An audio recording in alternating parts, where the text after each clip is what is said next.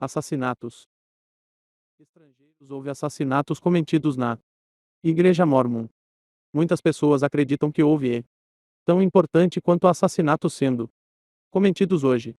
Tenho pensado muito sobre esse assunto ultimamente e vou me aprofundar no que eu descobri em minha pesquisa.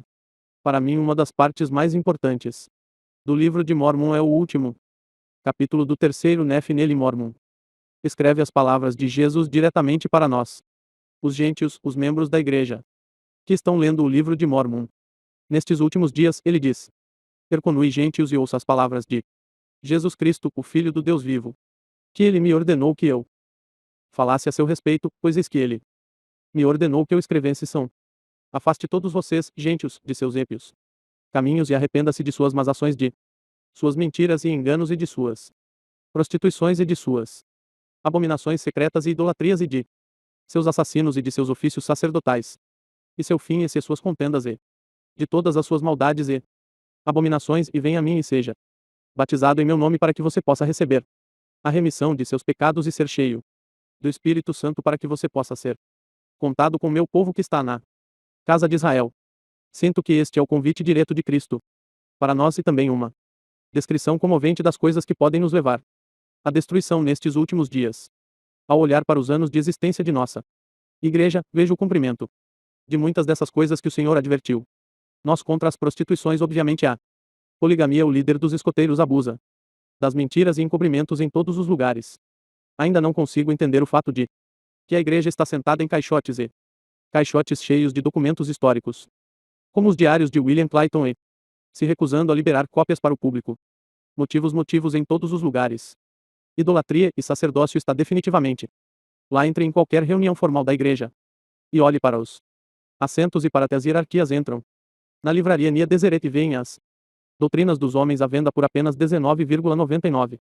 Em Strefe, meu Deus, temos que os intermináveis debates e discussões entre verdadeiros apologistas a juiz e histéricos ante o gigantesco edifício no City Creek Mall, no centro de Salt Lake, construído para abrigar o escritório jurídico de primeira linha da igreja e os intermináveis tribunais da igreja onde aqueles suspeitas de dissensão são erradicadas e encerradas.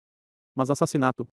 Esse me faz realmente parar e pensar que assassinato é uma palavra importante. Sabemos que o Senhor está falando conosco em 35:30. Então o que ele está dizendo? Somos os gentios deste último dias, culpados de assassinato. Vamos olhar para a nossa história por alguns minutos. Enquanto nossa religião afirma como seu fundamento as palavras de Cristo, o Príncipe da Paz, no entanto, certamente temos um passado duvidoso quando se trata de violência contra os outros.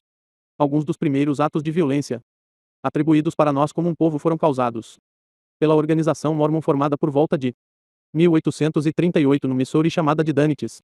Joseph Emmett chamou de Danites uma citação. Combinação secreta W dentro da igreja, que usavam sinais e palavras-chave secretas para se identificarem uns com os outros e que recorriam à intimidação e à violência para lutar contra seus supostos inimigos. Isso me lembra de Elamã 622. E aconteceu que eles tinham seus sinais, sim, seus sinais secretos e suas palavras secretas, e isso para que pudessem distinguir um irmão que havia entrado no pacto de que qualquer maldade que seu irmão fizesse, ele não deveria ser ferido por seu irmão nem por aqueles que pertenciam ao seu bando que haviam feito este pacto e assim, eles poderiam assassinar e saquear roubar e cometer prostituições em todos os tipos de iniquidade contrários às leis de seu país e também às leis de seu Deus. A violência dos Danitas foi até mesmo dirigida a ex-membros como Oliver Cowdery e Davy Whitmer, as testemunhas do Livro de Mórmon. De acordo com o relato escrito de Data Whitmer, em um endereço para todos os crentes, e com a autobiografia de Dom 500 Lei 1, proeminente o primeiro líder missionário e um pseudo-filho adotivo de Brigham Young, os Danites foram fundamentais para causar violência e possivelmente até mesmo assassinato em Missouri e Nauvoo, Utah. Mas como em muitas histórias da igreja primitiva, há evidência de que os Danais agiram sob a autoridade e aprovação da igreja não está claro e os testemunhos sobre eles podem ser considerados incompletos. Os Danites realmente cometeram assassinato e, mais importante, é possível que a violência danita tenha sido tolerada pela liderança da igreja e tenha deixado sangue em nossas mãos como uma igreja possível. Não sei, acho que as evidências e o testemunho são escassos. Passaria do limiar da dúvida razoável em um tribunal Se eu estivesse no júri, provavelmente votaria não. Adiantar alguns anos para o tratamento dos índios timpanogos pelos Mormons em Utah. Como Mormons, abrigamos muita indignação justa em relação ao Estado de Missouri por emitir uma ordem de extermínio contra nossos pastores que foram expulsos daquele estado em 1838. Mas, menos amplamente divulgado em nossa igreja é o fato de que nosso próprio profeta Brigham Young, ao chegar em Utah, emitiu sua própria ordem de extermínio contra os índios timpanogos que eram os ocupantes originais do Salt. A ordem de extermínio de Lac Valley Brigham resultou na extinção quase total de suas tribos e abriu espaço para assentamentos e ocupação mormons.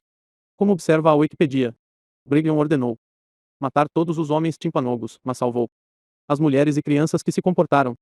Isso levou a uma ordem subsequente para não capturar índios hostis como prisioneiros e não deixe ninguém escapar, mas faça o trabalho limpo.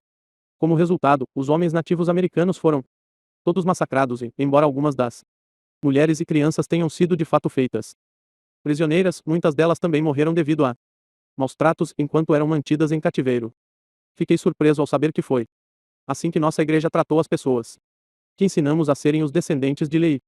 É possível que a ordem de extermínio de Brigham deixou sangue em nossas mãos como uma igreja. Possível. Assassinatos mormons. Um massacre semelhante foi realizado por mormons e seus aliados índios no Efame Massacre de Multnomah 12 em setembro de 1857. Uma caravana de pelo menos 120 homens não mormons, mulheres e crianças, a caminho da Califórnia, foram massacrados sob a direção de líderes da igreja no sul de Utah. Este foi um ato horrível que foi atribuído à histeria de alguns homens do sacerdócio local que, de acordo com Salt Lake, agiram por conta própria. Mas questionei essa narrativa por várias razões. Primeiro, qual motivo os mormons locais teriam para cometer uma missa assassinato de pessoas desarmadas em uma escala tão grande e sem direção superior? Eles realmente pensaram que iriam se safar?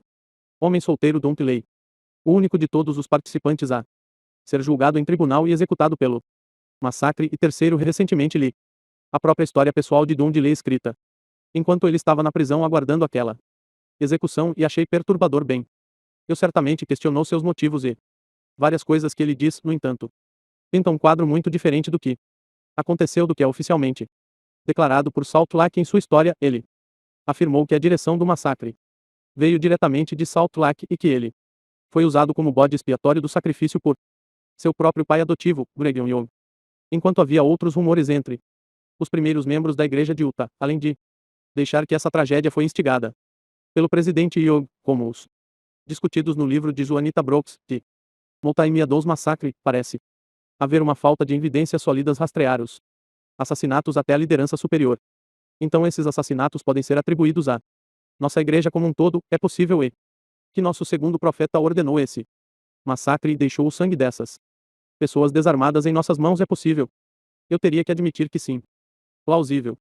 Havia tantos motivos envolvidos e falta de motivos que é tudo uma confusão lamacenta para mim. Eu simplesmente não sei se realmente foi a ordem de Brigham. Acho que naquela época, em sua liderança, ele era esperto demais para deixar suas impressões digitais, oferecendo seu filho adotivo para morrer. Era o jogo seguro. Passaria do limiar da dúvida razoável se eu fosse em um júri. Acho que não teria evidências suficientes para condenar todos os mormons por isso, então digo não. E sobre os assassinatos mormons mais famosos de todos, os assassinatos de Joseph Iron Emmett. Na semana passada, o cineasta Justin Griffin lançou a parte 2 em sua série instigante que matou Joseph Emmett.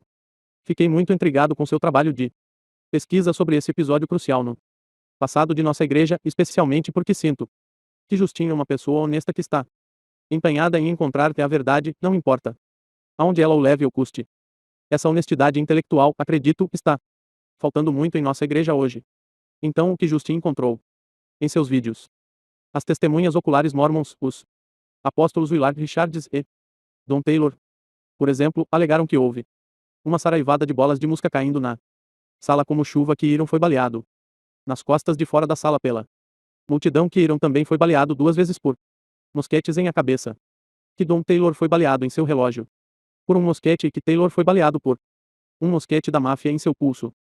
Cada uma dessas alegações foi derrubada com as evidências que Justin apresentou. Mas por que essas grandes falhas? E os testemunhos de Taylor e Richard são alguns dos que agora também foram negados até mesmo pela igreja, tão cruciais. Porque os falsos testemunhos significam que as duas testemunhas oculares mormon sobreviventes. Em Cartagem, ambas os apóstolos ordenados na igreja se esforçaram para mentir sobre o que aconteceu. E não apenas eles mentiram, eles se coordenaram para mentir sobre o que aconteceu. Porque eles encobririam o que realmente aconteceu, a menos que fossem de alguma forma cúmplices. Quando considero o relato de José, a morte de Amit, lembro-me da própria história do Salvador no Novo Testamento. Jesus viveu, serviu, ensinou, curou seu povo durante toda a sua vida. Ele os abençoou, ele os amou e até ressuscitou alguns deles dentre os mortos, mas no final foram essas mesmas pessoas, seu povo, seus amigos, que o mataram. Centuriões romanos podem ter cravado os pregos, mas foram os judeus que o enviaram para o Golgota, e mais importante foi seu próprio apóstolo que o traiu. Como Zacarias profetizou. E alguém dirá a ele: o que são essas feridas em teus mãos? Então ele responderá: aqueles com os quais fui ferido na casa dos meus amigos. Talvez seja só eu, mas não posso deixar de me perguntar se é um paralelo. Então é possível que amigos de José, membros de nossos líderes da igreja em boa posição e até mesmo um futuro profeta, poderiam ter assassinado os Amites. Possível. Pelas evidências, eu diria certamente plausíveis, pelas mentiras que esses homens coordenaram, bem como por alguns motivos claros possíveis. Sim, acho que é bastante plausível. Eu sei, sem dúvida, se eu estivesse no júri neste caso, seria difícil. Eu só não sei o que dizer de hoje. E quanto a nós que estamos vivos no século XXI, eu vi onde várias pessoas questionam se a igreja pode estar contribuindo para esses suicídios entre vítimas de abuso da igreja ou entre gays e lésbicas que se sentiram rejeitados e marginalizados por nosso tratamento. Ouvi a música de Brandon Flowers, coisa terrível, e me pergunto se muitas outras pessoas questionam se nosso recente invento em toda a igreja, experimento médico, está levando a mortes desnecessárias entre membros saudáveis, e se tais mortes estão na porta da liderança da igreja que dirigiu o experimento. Quem realmente sabe que essas são preocupações sérias? Desculpe qualquer um desses eventos de nosso presente em nossa história como uma prova da igreja de que estamos sob condenação por assassinato, como Jesus nos advertiu em 3º Nef. Talvez. E se assim for, acho que temos algum arrependimento real a fazer. No entanto, eu acredito que existe outra forma de assassinato na igreja que é muito mais difundida hoje, afeta muitos de nossos entes queridos, familiares, amigos, pessoas que conhecemos e nos preocupamos. O que é? Acho que se encontra na história de Alma. O mais novo. Recentemente eu era lendo um Alma, me deparei com esta escritura onde ele se lembra de seu filho Elamã. Vi que me rebelei contra meu Deus, e que não guardei seus santos mandamentos, e matei muitos de seus filhos. Quando li isso, fiquei assim. Alma, a mais jovem, era uma assassina. E então, eu li a próxima frase. Ou melhor, levei-os embora para a destruição. Uma lâmpada acendeu meu cérebro. Alma estava comparando diretamente, levando as pessoas da verdade para o assassinato. Henry. E percebi que talvez o Senhor também quisesse dizer que nós, os gentios dos últimos dias, seríamos culpados de desviar as pessoas de sua verdade, que se encontra no livro de Mormon, e que ele considera esse assassinato espiritual. Então voltei e li uma história do mais novo e como ele levava as pessoas embora. O que exatamente ele fazia? Era tentar levá-los a beber chá ou nadar no domingo. O que ele estava fazendo? Para entender, primeiro olhei para o contexto. Lembro que nos primeiros dias do reinado do rei Mosias, Alma, o pai, havia estabelecido uma das primeiras igrejas justas que registramos no livro de Mormon. 50 em seu número. Ele ordenou que pregassem a eles e ordenou que nada ensinassem, exceto as coisas que ele havia ensinado e que haviam sido ditas pela boca dos santos profetas. Sim, véspera N. Ele ordenou que eles não pregassem nada, exceto arrependimento e fé no Senhor. E assim, eles se tornaram filhos de Deus. E ele também ordenou que os sacerdotes que ele havia ordenado trabalhassem com suas próprias mãos para seu sustento. Isso era um tipo de igreja muito diferente daquela de onde Alma acabara de sair. Nesta nova igreja, os líderes e os sacerdotes eram humildes e não se ensoberbeciam, nem pregavam suas próprias ideias, não recebiam um salário da igreja, dando o dízimo, em contraste sob o reinado do reino em, de onde o próprio Alma tinha acabado de chegar, e ele tinha acabado de ser sacerdote. Havia desigualdade entre os sacerdotes e o povo. Por exemplo, as casas de reunião tinham assentos separados para os sumos sacerdotes, que estavam acima de todos os outros assentos, e tinham um peitoral construído diante deles para que pudessem descansar seus corpos e braços enquanto falavam palavras mentirosas e os ao povo. Então Noé colocou arquibancadas erguidas e assentos para os líderes acima do resto dos membros. Também na igreja de Noé, o sacerdócio consagrado foi sustentado em sua preguiça e idolatria e em suas prostituições pelos impostos que o rei Noé colocou sobre seu povo. Então os principais líderes também receberam salário sob Noé. E eles foram exaltados no orgulho de seus corações.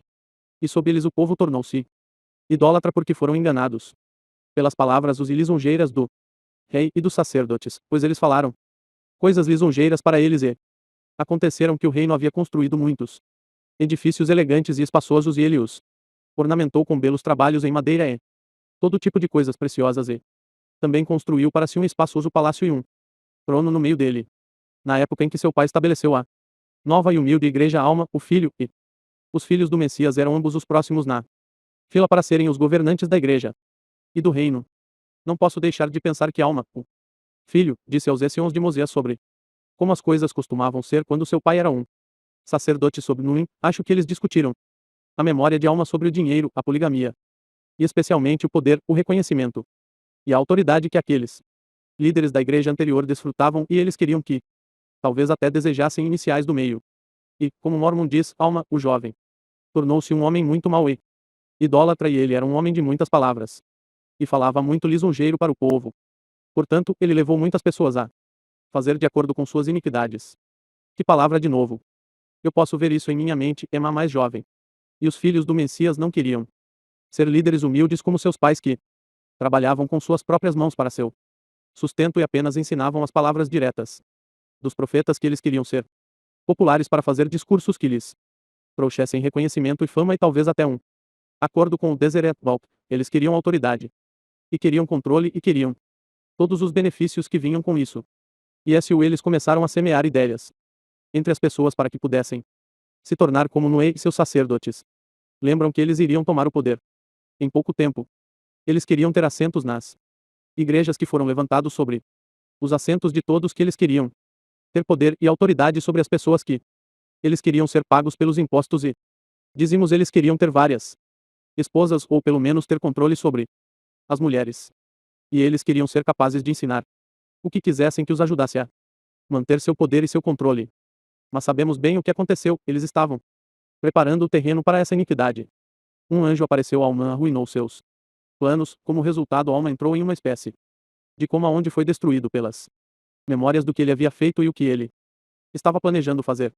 Ele disse a seu filho Elamã: sim, eu me lembrei de todos os meus pecados e iniquidades pelos quais fui atormentado com as dores do inferno. Sim, eu vi que havia me rebelado contra meu Deus, ai que eu não tinha guardado seus santos mandamentos. Sim, e eu tinha matado muitos de seus filhos, ou melhor, levado-os para a destruição. E Adão descobre que minhas iniquidades foram tão grandes que o próprio pensamento de entrar na presença de meu Deus atormentou minha alma com horror inexprimível. Ele havia assassinado muitos dos filhos de Deus. Como diz Mormon em Mosias 27:8 através da primeira idolatria. Idolatria é quando levantamos homens ou coisas a ponto de se colocarem entre nós e Jesus Cristo. Basulação é a arte de contar às pessoas enganos agradáveis que os levam a cometer pecado ou pelo menos ter uma falsa compreensão da verdadeira natureza de Deus e seu verdadeiro reino e iniquidade. Classes ou raças tão desiguais ou desiguais conosco. Também estamos envolvidos em idolatria, lisonja e iniquidade como uma igreja hoje que mata ou ele e desvia os filhos de Deus. Quanto mais leio o livro de Mormon, mais me convenço de que podemos ser. Parece-me que estamos levantando ídolos de homens para se colocarem entre nós e um Salvador Jesus Cristo a quem fomos ensinados pagar-lhes e apoia-los e ouvi-los mesmo quando seus ensinamentos contradizem diretamente os salvadores do livro de Mormon. Somos constantemente lisonjeados na igreja e contamos enganos agradáveis sobre como tudo está bem em Sião e que somos o povo escolhido e que todos serão salvos, enquanto todos os outros no mundo que não seguem todas as doutrinas atuais da igreja serão condenados. E prometemos que algum dia seremos governantes e reis sobre nossas esposas poligamas e sobre todas as outras pessoas. Parece-me que nós também estamos imersos em uma cultura de iniquidade e desigualdade, onde algumas raças são favorecidas sobre outras, onde os machos detêm todo o poder e controle sobre as fêmeas e onde os homens são classificados em níveis variados e classificados com base em quão altos são seus cação e o mais importante, vemos o sacerdócio na igreja como um direito de ter autoridade e domínio sobre os outros. Nenhuma dessas coisas foi ensinada pela Própria boca de Jesus Cristo não nas Américas não em Jerusalém. Essas são coisas que nós mesmos trouxemos para a igreja. Qual é o resultado de nossa idolatria? É basulação e nossa iniquidade. Pelo que vi, estamos afastando pessoas boas do livro de Mórmon e da verdadeira natureza de Jesus Cristo. Nós as afastamos quando distorcemos seus verdadeiros ensinamentos, obscurecendo-os. Acabou com as doutrinas e evangelhos nossos. Quando as pessoas percebem as distorções e enganos, elas deixam a igreja ou nunca se juntam em primeiro lugar. E quando expulsamos as pessoas boas, não há outro lugar para elas irem.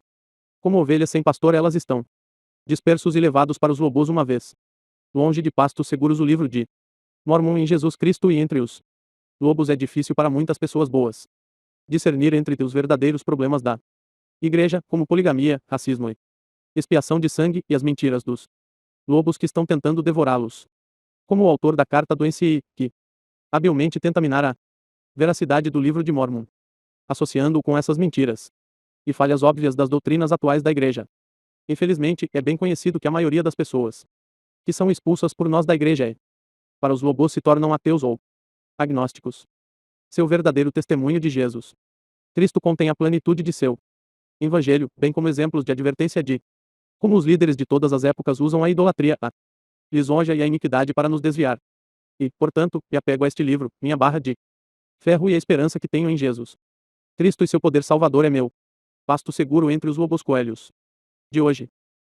Obrigado.